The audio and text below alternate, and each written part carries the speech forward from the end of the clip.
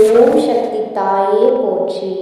என் அன்பு குழந்தையே, இன்று உன் தாயானவளிடத்தில் நீ வைத்த வேண்டுதல் பலித்துவிட்டது. ஏன் தெரியுமா?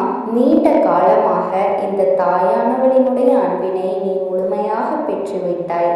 என் தங்கமே, என்னுடைய அன்பினை நீ முழுமையாக பெற்றிருப்பதால் மட்டும்தான் இந்த வாக்கினை உன்னால் உணர்ந்து கேட்க முடிகிறது. நீ ஒரு முறை சிந்தித்துப்பார். இந்த அம்மா எப்படி உன் வாழ்க்கைக்குள் நுழைந்தேன், எப்படி உன்னிடத்தில் நாள்தோறும் பேசிக் கொண்டிருக்கின்றேன், நீ எப்படி இந்த தாயானவளிடத்தில் அளவுக்கு அதிகமான அன்பினையும் பக்தியையும் வைத்திருக்கின்றாய் என்றுதான். இதையெல்லாம் உணர்ந்துதான் உன்னிடத்தில் நான் நாள்தோறும் நம்பிக்கையையும் மன நிம்மதியும் கொடுத்து கொண்டிருக்கின்றேன். என் அன்பு குழந்தையே, நீ என் மீது எத்தனை அன்பு கொண்டிருக்கிறாய் என்பதனை இப்பொழுதுதான் நான் புரிந்து கொண்டேன். என் செல்ல குழந்தையே, நீ என்னிடத்தில் உண்மையான பக்தியோடு தான் இருக்கின்றாயா, என்னை வணங்குகிறாயா இல்லை வணங்கவில்லையா என்று மனதளவில் கூட நான் சந்தேகப்படவில்லை. ஏனென்றால் எனக்கு நன்றாக தெரியும் அல்லவா நீ என் மீது எத்தனை அன்பு வைத்திருக்கிறாய் என்று. அப்படி இருக்கக்கூடிய என் செல்ல குழந்தைக்கு உன்னுடைய வேண்டுதல்களை எல்லாம் நான் நிறைவேற்றி தராமல் போய்விடுவேனா? என் குழந்தையே, நீ மனமுருகி என்னிடத்தில் கேட்ட வேண்டுதல்களை எல்லாம் நான் நிச்சயமாக நிறைவேற்றி கொடுக்கத்தான் போகின்றேன். நீ இந்த தாயானவளினிடத்தில் மனமுருகி கேட்டது, மன நிம்மதியோடு உன்னுடைய கஷ்டங்களுக்கு தீர்வினை கேட்டதும், உன்னை காயப்படுத்தியவர்களுக்கான விஷயங்களை தெரிவிப்பதும், உனக்கு தண்டனையை கேட்டதும், உன்னிடத்தில் தவறு செய்தவர்களுக்கான நல்ல பாடத்தினை கேட்டதும், இவை எல்லாவற்றையும் நான் உனக்கு நிறைவேற்றி கொடுக்கத்தான் போகின்றேன். என் அன்பு குழந்தையே, இனி உன்னுடைய வாழ்க்கை நீ ஆசைப்பட்டபடியே நிம்மதியாக சந்தோஷமாக அமையப் போகின்றது. என் குழந்தையே, அதையும் நான் நிச்சயமாக உனக்கு செய்து கொடுக்கத்தான் போகின்றேன். என் குழந்தைகளின் ஆசைகளை எல்லாம் நிறைவேற்றுவதுதானே இந்த தாயானவளினுடைய முதல் கடமையாக இருக்கிறது. அப்படி இருக்கும் பொழுது நான் உன்னுடைய வேண்டுதல்களை எல்லாம் நிறைவேற்றி தராமல் போய்விடுவேனா? என் தங்க பிள்ளையே, நீ இப்பொழுது என்ன மனநிலையில் இருந்தாலுமே உன்னை மீட்டு கொண்டு வர வேண்டியது இந்த அம்மாவினுடைய பொறுப்பாகும். எனவே இந்த தாயானவளினிடத்தில் நான் வைத்த வேண்டுதல்கள் எல்லாம் நிச்சயமாக எனக்கு பலிக்கப் போகின்றது. நான் கேட்டது எல்லாவற்றையும் அம்மா கொடுத்து விடுவாள் என்ற சந்தோஷத்தை நீ அனுபவிக்கப் போகின்றாய். உன்னுடைய நம்பிக்கையை நான் எப்பொழுதுமே நிச்சயமாக வீணாக்கி விட மாட்டேன். என் செல்ல பிள்ளையே, உன் வாழ்க்கையில் நீ ஒரு புதிய உறவை வரவேற்க தயாராகி கொண்டிருக்கிறாய் என்பதையும் நான் முன்கூட்டியே உனக்கு தெரிவித்து விடுகின்றேன். உனக்கு தெரிந்தவர்களோ தெரியாதவர்களோ ஏற்கனவே அறிமுகமானவர்களோ கூட யாராக வேண்டுமானாலும் இருக்கலாம். ஆனால் உன் வாழ்க்கையில் உனக்கு புதிய உறவு ஒன்று வரப்போவது நிச்சயம். என் அன்பு குழந்தையே, நல்ல உண்மையான உறவுகள் என்னிடத்தில் இல்லை, நல்ல நண்பர்கள் இல்லை. யாரை நம்புவது என்று தெரியாமல் நீ குழம்பி போய் நின்று கொண்டிருந்தாய் அல்லவா? உன்னுடைய தேவைக்கேற்ப உனக்கு ஒரு நல்ல நட்பினையும் நல்ல குடும்ப உறவுகளையும் உண்மையான அன்பினையும் உன்னிடத்தில் கொடுக்கக்கூடிய ஒரு நல்ல துணையையும் உன் வாழ்க்கையில் கிடைக்கும்படி நான் செய்ய போகின்றேன். இனிமேல் நீ செய்ய போகின்ற தொழில் ஏற்கனவே நடத்தி கொண்டிருக்கின்ற தொழிலை விட இன்னும் முன்னேற்றம் அடையவும், உன்னுடைய வேலைகளில் நீ வெற்றி பெறுவதற்கும் அங்கே நீ தயாராக கொண்டிருக்கின்றாய். நல்ல சூழ்நிலைகள் எல்லாம் அமையப் போகின்றது. என் அன்பு குழந்தைகளே, உங்கள் ஒவ்வொருவரின் வேண்டுதலும் இந்த தாயானவள் நிச்சயமாக நான் நிறைவேற்றி தரத்தான் போகின்றேன். இதற்கு முன்பு எதற்காகவெல்லாம் நீ வருந்தி நின்றாயோ, எதற்காகவெல்லாம் வேதனைப்பட்டாயோ, அதற்கான நல்ல மருந்தினை நிச்சயமாக என்னிடத்திலிருந்து பெறத்தான் போகின்றாய். உனக்கு எல்லாமே கிடைக்கப் போகின்றது. அதை உன்னுடைய கைகளிலேயே இந்த தாயானவள் நான் கொண்டு வந்து கொடுக்க போகின்றேன். உன்னுடைய வாழ்க்கையில் நல்ல விஷயங்கள் நடந்த பொழுது நீயாகவே இதையெல்லாம் உணர்ந்து கொள்வாய். என் செல்ல குழந்தையே, இதுவரை உனக்கு எந்தெந்த விஷயங்கள் எல்லாம் கிடைக்காமல் இருந்ததோ, எந்தெந்த விஷயங்கள் எல்லாம் தடைப்பட்டு நின்றதோ, அதையெல்லாம் இனி நடக்க இருக்கின்ற நாட்களில் நீ அடைய போகின்றாய். இந்த அம்மா மீது நம்பிக்கையை அதிகமாக வைத்து விட்டாய் அல்லவா? அப்படி இருக்கும் பொழுது இனிமேல் உன் வாழ்க்கையில் நல்ல விஷயங்களை நடத்தி காட்டுவது என்னுடைய முழு பொறுப்பாக மாறியிருக்கின்றது. நான் ஒருபொழுதும் உன்னை கைவிட்டு விடமாட்டேன் என்றும் உன்னுடனே உனக்கு துணையாக இருந்து கொண்டு உன்னை வழிநடத்தி கொண்டு இருப்பேன் என்பதனை நீ மறந்து விடாதே. அது மட்டுமல்ல, உனக்கு வரக்கூடிய பெரிய ஆபத்துகளிலிருந்து உன்னை காப்பாற்றி உன்னுடைய உடல் நலனையும் உன்னுடைய குடும்ப நலனையும் நான் மீட்டெடுக்கப் போகின்றேன். அதுவரையில் உனக்கு பொறுமை என்பது கொஞ்சம் அவசியம். என் தங்க குழந்தையே, நம் அம்மா நமக்கு வாக்கு கொடுத்து விட்டால் இனி நமக்கு எந்த ஒரு விஷயத்திலும் நல்லது நடக்கும் என்பதனை நினைவில் வைத்துக் கொள்ள வேண்டும். என் அன்பு குழந்தையே, சந்தோஷம் என்பது என்ன தெரியுமா? பிரச்சனை இல்லாமல் வாழ்க்கையை வாழ்வது கிடையாது.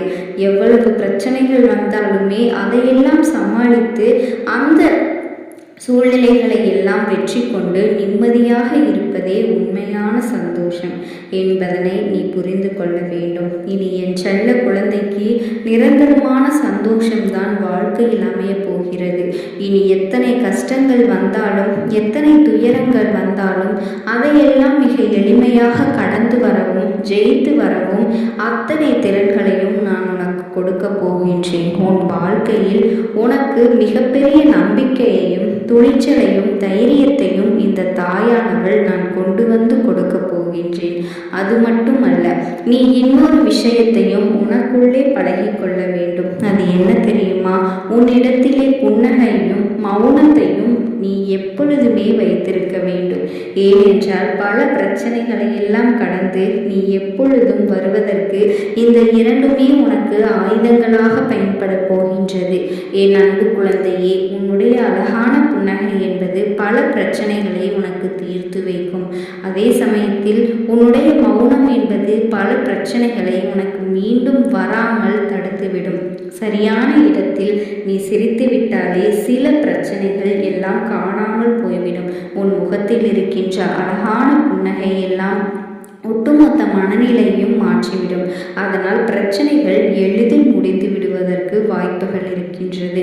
அதே சமயத்தில் உன்னுடைய மௌனத்தையும் பலரினுடைய பிரச்சனைகளை சமாளிப்பதற்கும் அந்த பிரச்சனைகள் உன்னை நோக்கி வரவிடாமல் தடுப்பதற்கும் உன்னை சோதித்து பார்ப்பவர்களுக்கும் உன்னை கோபமடைய செய்தவர்களுக்கும் எல்லாவற்றையும் தாண்டி நீ உன்னுடைய வேலை என்னவோ அதை மட்டுமே நீ செய்து கொண்டிருக்க வேண்டும்.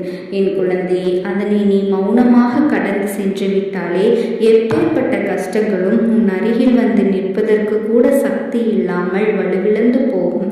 அதனால் இந்த இரண்டையும் எப்பொழுதும் வாழ்க்கையில் நீ பயன்படுத்த வேண்டும் என்பதனை மறந்துவிடாதே. என் செல்ல குழந்தையே, இந்த வாழ்க்கையில் வெற்றியும் தோல்வியும் யாருக்கும் நிரந்தரம் கிடையாது. ஆனால் இந்த வாழ்க்கையை யாரெல்லாம் நன்றாக வாழ வேண்டும் என்று நினைக்கின்றார்களோ அவர்களுக்கு போராட்டங்கள் அதிகமாகத்தான் இருக்கும். அந்த போராட்டம் நல்லபடியாக முடிய வேண்டும் என்றால் அதில் வெற்றி கிடைக்க வேண்டும் அல்லவா? அப்படிப்பட்ட வெற்றி தான் இனி உனக்கு கிடைக்கப் போகின்றது. உன்னுடைய போராட்டங்கள் எல்லாம் நல்லபடியாக முடிய போகின்றது. இனிமேல் நீ வெற்றி படிக்கட்டில் ஏறப் போகின்றாய். ஒவ்வொரு படியையும் கடந்து நீ உனக்கான வெற்றியை அடைந்து உச்சத்தில் அமரப்போகிறாய் என்பதனை மறந்துவிடாதே. என் செல்ல குழந்தையே, இதுவரை வாழ்க்கையில் எதையெல்லாம் நீ தேடி சென்றாயோ அதுவெல்லாம் இனி உன்னை தேடி வரப்போகின்றது.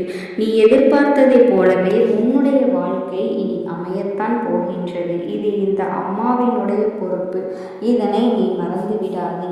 என் தங்க குழந்தையே, இந்த சூழ்நிலைகளை எல்லாம் மாற்றி அமைத்துவிட்டு அதற்கான சக்தியையும் நான் உனக்குள்ளே கொடுக்கத்தான் போகின்றேன். என் அன்பு பிள்ளையே, இந்த சூழ்நிலைகளை எல்லாம் உணர்ந்து உனக்குள்ளே இந்த தாயானவள் சக்தியினை நீ உணர வேண்டும்.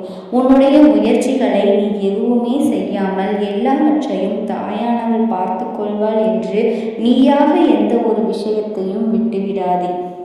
உன்னுடைய சொந்த முயற்சியை நீ செய்யும் பொழுது அம்மா உனக்கு துணையாக இருந்து எல்லா வழிகளையும் உனக்கு ஏற்படுத்தி கொடுத்து உன்னை வெற்றி பெற செய்வேன். ஏதேனும் மனம் தளர்ந்து போகின்ற சூழ்நிலையோ விரக்தியோ ஏற்படுகின்ற சூழ்நிலை வந்துவிட்டால் நீ நினைக்க வேண்டியது என்ன தெரியுமா? இந்த அம்மாவை நினைத்து கொண்டு என்னால் முடியும், என்னால் இந்த விஷயத்தை செய்ய முடியவில்லை என்றால் யாராலும் செய்ய முடியாது, என் அம்மா துணையாக இருக்கிறாள் என்று நீ பார்க்க வேண்டும். அந்த தன்னம்பிக்கை உனக்கு நிச்சயமாக வர வேண்டும். ஓம் சக்தி தாயே போற்றி. என் அன்பு குழந்தையே, இன்று உன் தாயானவள் உனக்கு ஒரு முக்கியமான செய்தியை தான் கொண்டு வந்திருக்கின்றேன். என் பிள்ளையே, நாளைய வெற்றி விடியலில் என் பிள்ளை உனக்கு செய்வினை செய்தவர்களை எல்லாம் நான் அடையாளம் காட்டப் போகின்றேன். என் தங்க குழந்தையே, அதற்காக நான் இன்று வந்திருக்கின்றேன். இன்று உன் அம்மா உனக்கு கொண்டு வந்த செய்தியினை கேட்காமல் சென்றால் உனக்குத்தான் உன் வாழ்க்கையில் என்ன நடக்கின்றது என்று தெரியாமல் போய்விடும். அதனால் இன்று உன் அம்மா உனக்கு சொல்கின்ற இந்த விஷயத்தை நீ தெளிவாக புரிந்து கொள்ள வேண்டும். என் தங்கமே, உன் வாழ்க்கையில் ஆட்டி படித்த ஒரு பிரச்சனையை இன்றே நான் உனக்கு முடிவுக்கு கொண்டு வரப்போகின்றேன். உன் இல்லத்தில் வந்த முன்னோர்கள் அதனை சரி செய்து விட்டார்கள் என்பதனை நீ புரிந்து கொள்ள வேண்டும். என் தங்க குழந்தையே, உன் வாழ்க்கையில் உனக்கு செய்வினைகளை செய்து உன் வாழ்க்கையை அழிக்க நினைத்த இவர்களுக்கு நிச்சயமாக ஒரு பாடத்தினை புகட்ட வேண்டிய கட்டாயம் ஒரு தாயானவளாக எனக்கு இருக்கின்றது. இவர்கள் செய்த செய்வினையிலிருந்து நான் உன்னை காப்பாற்றி விட்டேன். ஆனாலும் செய்வினைகள் செய்ய நினைத்தது உனக்கும் செய்வினைகள் செய்து அதனால் நீ படும் கஷ்டங்களை வேடிக்கை பார்த்து கொண்டிருக்கிறார்கள். அவர்களுக்கான தண்டனை நிச்சயமாக கிடைக்க வேண்டும் அல்லவா? அந்த தண்டனையை கொடுப்பதற்காகத்தான் இன்று உன் தாயானவள் நான் உன்னோடு பேசிக் கொண்டிருக்கின்றேன். உன்னிடத்தில் சொல்ல போகின்ற இந்த விஷயங்களை எல்லாம் நீ சரியாக புரிந்து கொண்டால் நிச்சயமாக உன் வாழ்க்கையில் உனக்கு என்ன நடந்து கொண்டிருக்கின்றது என்பதனை நீ தெரிந்து கொள்வாய். என் தங்க குழந்தையே, எந்த விஷயங்கள் உன் வாழ்க்கையில் சண்டைகளாகவும் பிரச்சனைகளாகவும் உன் வீட்டில் எந்நேரமும் சண்டைகளும் சச்சரவுமாக வந்து கொண்டே இருக்கிறது அல்லவா? உன் இல்லத்தில் அமைதி என்ற ஒன்றே இல்லை. எதற்கெடுத்தாலும் சத்தம். அக்கம் பக்கத்தில் உள்ளவர்கள் எல்லாம் வேடிக்கை பார்த்து கொண்டே இருக்கிறார்கள் அல்லவா? உனக்கு சத்தமிட விருப்பமில்லை. அவர்களிடம் சத்தமிட வேண்டாம் என்று சொன்னாலும் அவர்கள் கேட்பதாக இல்லை. அக்கம் பக்கத்தில் உள்ளவர்கள் எல்லாம் வேடிக்கை பார்க்கிறார்கள் என்று சொன்னாலும் அவர்கள் அந்த கட்டுப்பாட்டில் இல்லை. இப்படி ஒவ்வொருவரின் மனநிலையும் ஒவ்வொரு விதமாக இருக்கும் பொழுது எப்படியெல்லாமோ வாழ வேண்டும் என்று நினைத்த இந்த வாழ்க்கை என் தங்க குழந்தைக்கு இப்படி அடுத்தவர்கள் சிரித்து வேடிக்கை பார்க்கும் அளவிற்கு மாறிவிட்டதே என்று நீ வேதனைப்பட்டு கொண்டிருக்கிறாய். நமக்கு மட்டுமே என் குடும்பம் இப்படி இருக்கிறதே என்று சொல்லி என் பிள்ளை நீ அத்தனை விஷயங்களும் வேதனைப்பட்டு கொண்டிருந்தாய் அல்லவா? இப்படியெல்லாம் நடக்கவில்லை. சில காலங்களாகத்தான் இது போன்று ஒற்றுமை இல்லாமல் எப்பொழுதும் சண்டைகளும் சச்சரவுகளுமாக இருந்து கொண்டிருக்கின்றது.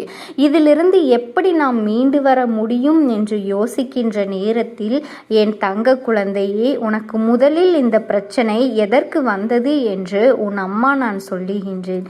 என் பிள்ளையே, உன்னுடைய குடும்பத்தில் இருப்பவர்களின் மீது தவறு சொல்ல ஒன்றுமில்லை. ஏனென்றால் இதுவெல்லாம் இவர்கள் செய்த செய்வினைதான் என்பதனை நீ புரிந்து கொள்ள வேண்டும். என் தங்க குழந்தையே, உன் குடும்பத்தில் இருக்கின்ற ஒருவரினுடைய மனநிலையை இவர்கள் மாற்றியதனுடைய விளைவுதான் இப்பொழுது உனக்கு இருக்கின்ற பிரச்சனைகள். உன் குடும்பத்தில் இருக்கின்ற ஒருவருக்கு இவர்கள் சூழ்ச்சி செய்து செய்வினையை வைத்து விட்டார்கள். அதன் செய்வினை சூழ்ச்சிதான் இப்பொழுது அதன் வேலைகளை காட்டி கொண்டிருக்கின்றது. இதிலிருந்து நிச்சயமாக அவர்களை மீட்டு கொண்டு வர வேண்டும். இவர்களோடு இவர்கள் புதிதாக வைத்திருக்கின்ற இந்த பழக்கம்தான் உன்னுடைய குடும்பத்தின் சந்தோஷத்தை சீர்குலைத்து கொண்டிருக்கிறது என்பதனை முதலில் நீ புரிந்து கொண்டாலே போதும். மற்றவைகள் எல்லாம் உன்னை விட்டு தானாக விலகிவிடும். என் தங்க குழந்தையே, இதனை நீ மறந்து விடாதே. இந்த தாயானவளிடம் கண்ணீர் விட்டு சிந்துகிறாய் அல்லவா? அம்மா, என் வாழ்க்கை இப்படியே சென்று விடுமோ என்று. இந்த வாழ்க்கையை இதற்கு மேலும் நான் எந்த விஷயங்களிலும் மகிழ்ச்சி அடைந்து விட முடியாதோ என்றெல்லாம் எண்ணி என் பிள்ளை நீ மனவேதனை பட்டு கொண்டிருக்கின்றாய் அல்லவா? என் குழந்தையே, உன்னுடைய வேதனையெல்லாம் உன்னை ஆட்டி படைத்த இந்த விஷயங்கள் எல்லாம் இந்த தாயானவளால் முடிய போகின்றது.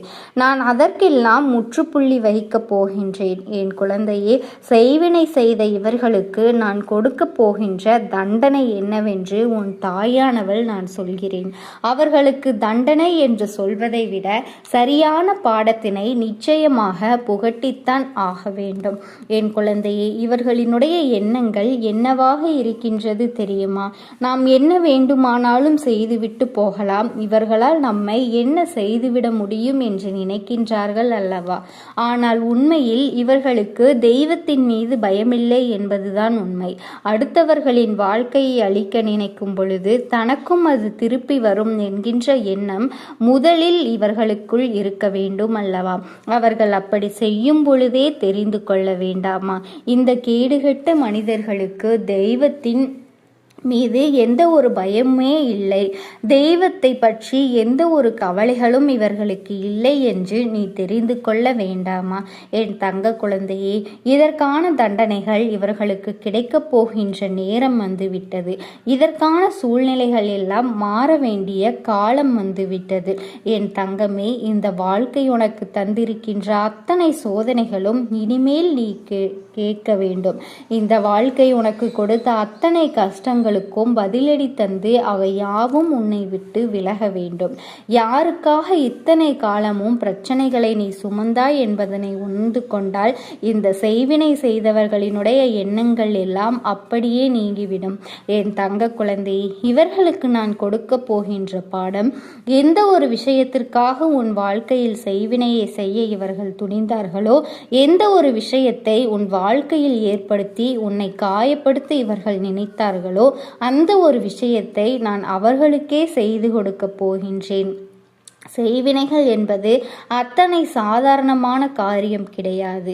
என் தங்க குழந்தையே, ஒரு குடும்பத்தில் இருக்கின்ற ஒருவரினுடைய மனதை கலைத்து அவர்களுக்கு காயத்தை கொடுக்கிறார்கள் என்றால் நிச்சயமாக அந்த விஷயம் நாம் கவனிக்கப்பட வேண்டியது. சரியான நேரத்தில் நிச்சயமாக அவர்களுக்கு தண்டனையை கொடுத்துவிட வேண்டும். இவ்வளவு மோசமான எண்ணங்களோடு இந்த தீய மனிதர்கள் இங்கே இருப்பது சரியான விஷயம் அல்ல. இத்தனை காலமும் உன் வாழ்க்கையில் உனக்கு கஷ்டங்களை கொடுத்தவர்கள் இனி உன்னை விட்டு விலகி செல்ல போகிறார்கள் என்று நினைப்பதில் ஒரு வகையில் உனக்கு சந்தோஷம் இருந்தாலும் மற்றொரு வகையில் இவர்கள் மீண்டும் நம்மை தேடி வருவார்களா? ஏனென்றால் நம்முடைய மனதுதான் இளகிய மனது ஆயிற்றே.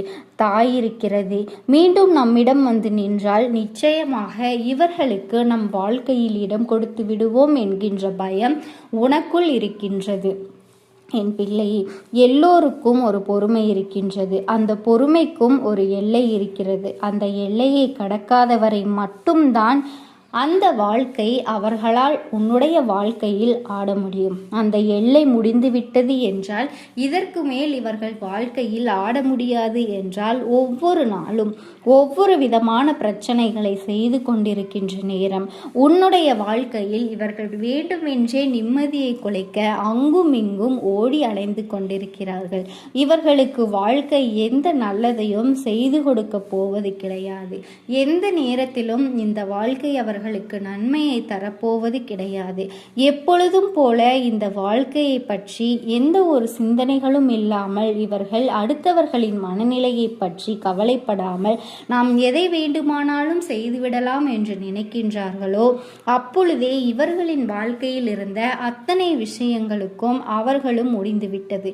இதற்கு மேல் அவர்களுக்கு நன்மை என்று நடக்க எந்த ஒரு விஷயமும் கிடையாது. அடுத்தவர்களின் நிம்மதியை கெடுக்க வேண்டும் என்று இவர்களுக்குள் எண்ணங்கள் இருக்கும் பொழுது நிச்சயமாக இனி ஒரு நாளும் அவர்களினுடைய வாழ்க்கையில் நீ தலையிடவும் முடியாது. ஏனென்றால் நல்லவர்களாக இருந்தால்தானே அவர்கள் வாழ்க்கைக்குள் தலையிட வேண்டும். இவர்கள் இனிமேல் அவர்களுக்கான நேரத்தை எதிர்நோக்கி காத்திருக்க வேண்டியதுதான். ஏனென்றால் இந்த தாயானவள் அவர்களின் வாழ்க்கையில் இனி ஆடப்போகின்ற ஆட்டம் எப்படி இருக்க போகின்றது என்று என் பிள்ளை நீ கண்குளிர காணத்தான் போகின்றாய். அவ்வளவு எளிதாக இனி நான் அவர்களை விட்டுவிட மாட்டேன் என்பதனை நீ புரிந்து கொள்ள வேண்டும். என் தங்க குழந்தையே, உன் மனதிற்குள் இருக்கிற வேதனைகள் பிரச்சனைகளை எல்லாம் விட்டுவிட்டு உன் மனது சுமக்கின்ற சுமைகளை எல்லாம் மறந்துவிட்டு இனி நடக்கப் போகின்ற நன்மைகளை மட்டும் காண்பதற்கு நீ தயாராக இருக்க வேண்டும். உன் தாயானவள் உனக்கு நல்லதை நிச்சயமாக நடத்தி கொடுப்பேன். நீ வேண்டும் என்ற விஷயங்களை எல்லாம் நிச்சயமாக உனக்கு நான் உன்னுடைய விருப்பப்படியே நடத்தி கொடுக்க போகின்றேன்.